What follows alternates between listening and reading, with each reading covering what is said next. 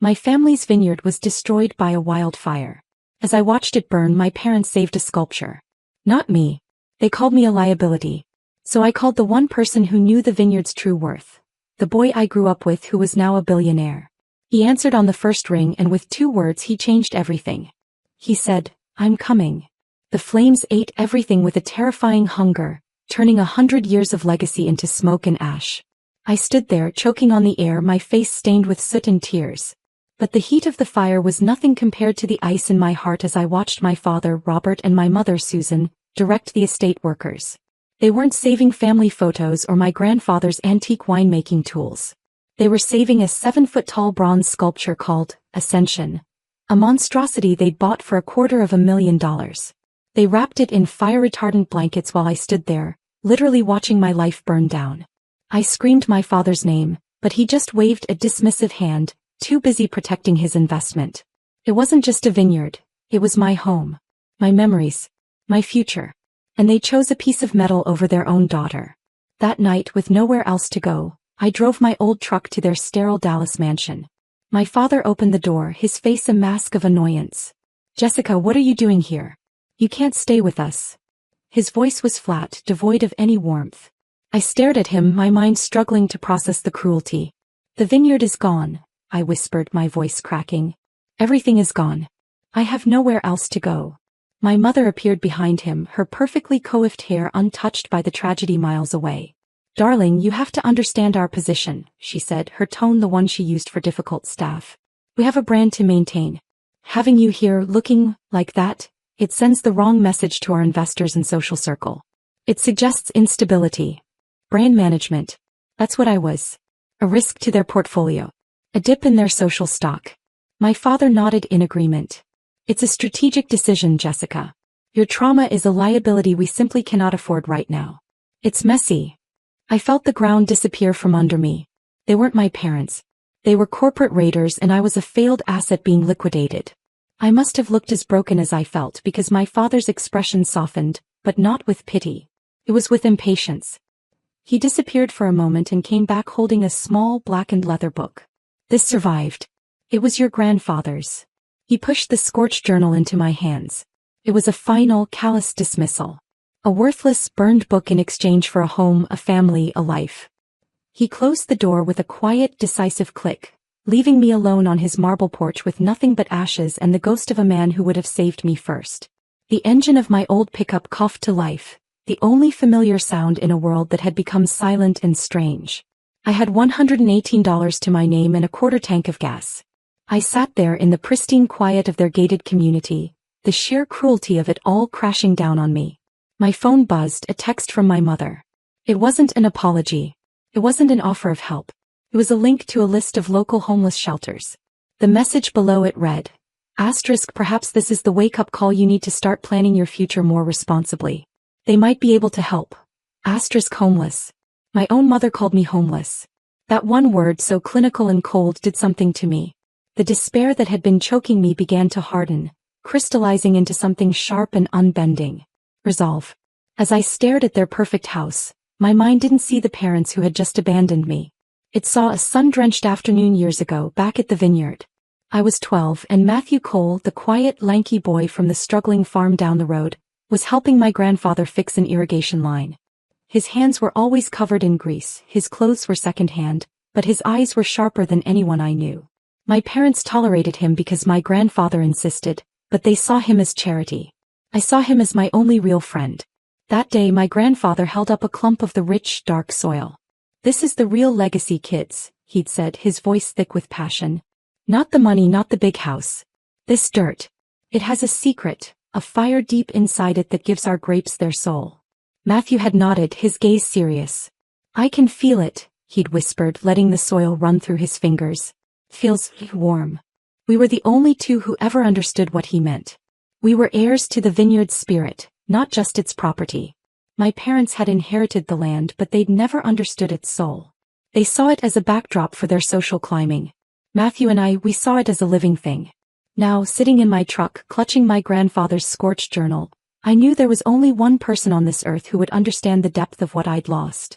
My finger hovered over a name in my phone I hadn't called in a decade. Would he even remember me? He was a tech mogul now, a name whispered in business magazines.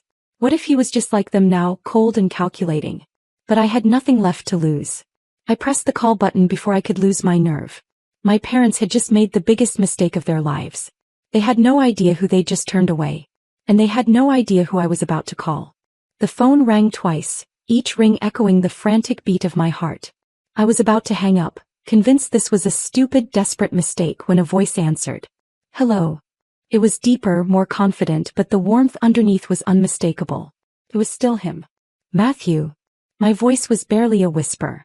It's Jesse. Jesse Miller. There was a split second of silence and then the change in his voice was electric. Jesse? Oh my God. Are you okay? Where are you? He remembered. Not only did he remember, but his first thought was for my safety. The dam inside me broke and tears I didn't know I had left started streaming down my face. I'm so sorry to call you like this, I sobbed. I know it's been forever, I didn't know who else. Stop, he said, his voice firm but gentle. Don't you dare apologize. You can call me anytime for anything. You know that. Now tell me what happened. So I told him everything. The fire. The sculpture. My parents' brutal words about brand management and liabilities.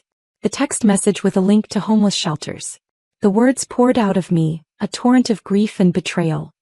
He listened without interruption, his silence punctuated by quiet, sharp intakes of breath that sounded like controlled rage. When I finished, the silence on the line was different. It was heavy, dangerous. Jesse, he said finally, his voice low and tight with fury. Stay where you are. Don't move. Are you in your truck? I confirmed I was, still parked down the street from my parents' house. Good. There's a Four Seasons hotel about 15 minutes from you. I'm booking you the presidential suite right now. It'll be under your name. Go there, order whatever you want from room service and get some sleep. I'm on my way. My mind struggled to keep up. On your way. Matthew, you're in California. That's across the country. My jet will be in the air in 30 minutes, he said, his tone leaving no room for argument. I'll be there by morning. We'll sort this out together. The next morning he arrived and he wasn't alone. With him was a woman with sharp eyes and an even sharper suit who he introduced as Rachel Vance, his chief of staff. He hugged me, a long, protective embrace that made me feel safe for the first time in days. Then his expression hardened. First, we go back to the vineyard, he said. We drove in a black SUV that appeared out of nowhere. Standing before the blackened fields and the skeletal remains of my home, the grief hit me all over again. I thought he would see the same thing I did. A total, heartbreaking loss. But Matthew stared out at the devastation with a strange light in his eyes. They have no idea what they threw away, he said, more to himself than to me. This isn't a ruin, Jesse. This is a foundation. I stood there in the ashes, clutching my grandfather's journal like a shield. The smell of wet soot hung heavy in the air, a constant reminder of all I had lost. My body shook with a grief so profound it felt like a physical illness. Matthew put a steadying arm around my shoulders. He loved this place more than anything, I whispered, my voice hoarse. He used to say the land had a fire in its heart.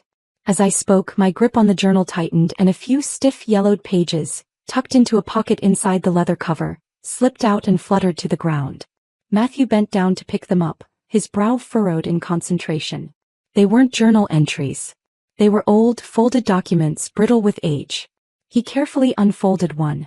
Jesse, what are these? He asked, his voice suddenly charged with excitement. They look like geological surveys.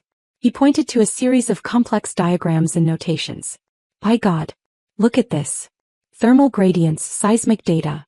Jesse, your grandfather wasn't being poetic. There's a massive geothermal energy source right beneath our feet. A unique one. Clean, powerful, and completely untapped. It was the legacy blueprint. The secret my grandfather knew the land held. As we were trying to process the magnitude of this discovery, Rachel Vance's phone rang. She had been standing off to the side, quietly making calls since we arrived. She listened for a moment, her expression unreadable, before saying, "Send me the documents immediately. I'll confirm." She hung up and turned to us, her eyes locked on me. "Jesse," she began, her voice calm and precise, "I've been reviewing the property's public records with our legal team. There's something you need to know." She took a deep breath. 10 years ago, your parents were facing a significant estate tax assessment. To mitigate it, their lawyers advised them to transfer any underperforming or worthless assets into a child's name to reduce the overall value of their estate. My heart started pounding. What are you saying? Matthew asked, already understanding where this was going. Rachel's gaze didn't waver. They saw the vineyard as a financial drain. So, to dodge a tax bill, Robert and Susan Miller signed 100% of the deed for these 900 acres, and all mineral and resource rights solely into your name. The transfer was irrevocable. She held up her phone, displaying a digital copy of a legal document. They never told you because they intended to have you sign it back once you were older, but they forgot. They forgot they'd given you everything. The world tilted on its axis. The survey's in my hand, the deed on Rachel's phone. My parents, in their endless greed and arrogance, hadn't just abandoned me.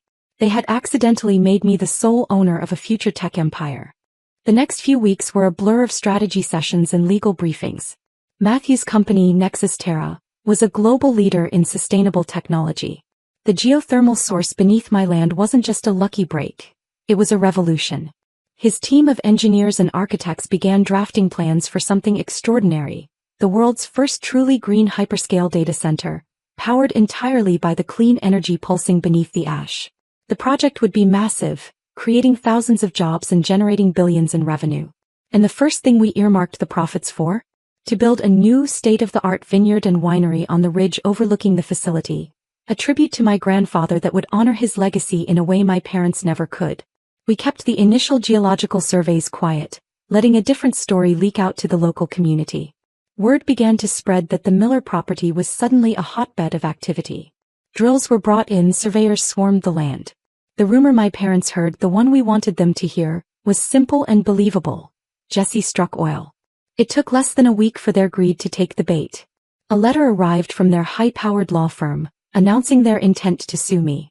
They claimed I, their naive and impressionable daughter, had somehow manipulated them into signing over the property years ago. They accused me of fraud, of elder abuse, of taking advantage of their generous nature. It was so absurd it would have been laughable if it wasn't so venomous. Their lawyer demanded an emergency mediation meeting, confident they could intimidate me into handing over my newfound oil money. They walked into that polished boardroom in their lawyer's downtown office like conquering heroes. My father gave me a look of condescending pity, while my mother appraised my simple dress with a smirk. They had no idea they weren't walking into a negotiation.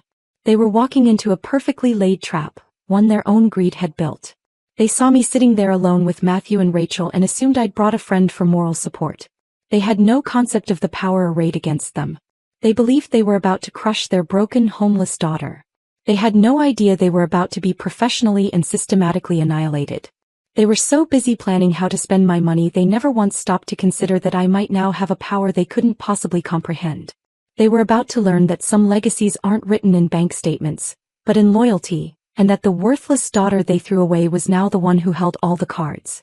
The air in the conference room was thick with arrogance. My parents' lawyer, a man with a booming voice and an expensive suit, launched into his opening statement. He painted a picture of me as a cunning, manipulative freeloader who had taken advantage of her loving, trusting parents. He spoke of their generosity, their pain at my betrayal, and their rightful claim to the significant fossil fuel deposits I had stolen from them.